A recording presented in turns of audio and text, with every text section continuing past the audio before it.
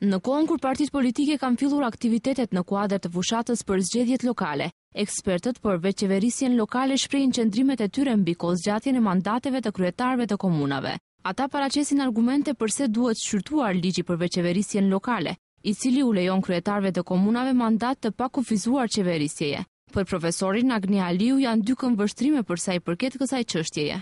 Nëse nisemi nga ajo se një shoqëri demokratike duhet të funksionojë në mënyrë që kryetari të zgjidhet nga vetë populli dhe ata të përcaktojnë se cili do të jetë udhëheqësi i tyre, atëherë duke vlerësuar sipas sistemit të vlerave, ky mandat mund të mos jetë i kufizuar. Mirë po, këndvështrimi tjetër është se duke funksionuar në një shoqëri e cila nuk funksionon në bazë të sistemit të vlerave, do të ishte udhës që ky mandat të kufizohet. Përkatësisht, domethënë dy mandate do të ishin të mjaftueshme për të mbyllur rrugën edhe burokratizimit për faktin se ne jemi një shtet i cili jemi në tranzicion dhe natyrisht i trashëgojmë vetit jo të mira të sistemit të kaluar. Ndërkaq ekspertja Gordana Siljanovska duke cituar thënien e Lordit Acton se çdo pushtet është korruptiv ndërsa absoluti absolutisht, vlerëson se autorizimet e mëdha dhe përqendrimi i gjithë pushtetit ekzekutiv te kryetarët e komunave janë arsyet kryesore sipas saj pse mandati i tyre duhet të kufizohet. Ako se analizira statusot në gradonaçallnikut.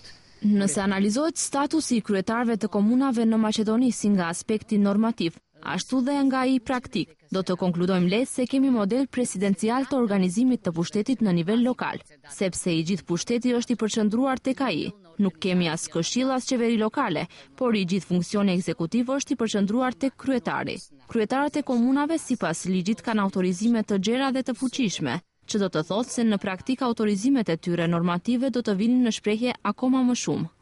Madje sipas Siljanovskës ndonse në kodin zgjedhor funksionarëve shtetëror ashtu sikurse kryetarëve të komunave u ndalohet të merren me veprimtari të tjera fitimprurse. Kjo në Maqedoni nuk respektohet.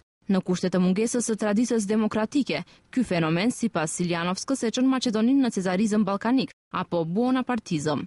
Problem tjetër sipas ekspertëve është fakti që në Maqedoni qytetarët nuk votojnë për personalitete, por për partinë politike, dhe një gjë e tillë po ndihet edhe në fushatën e sapo nisur.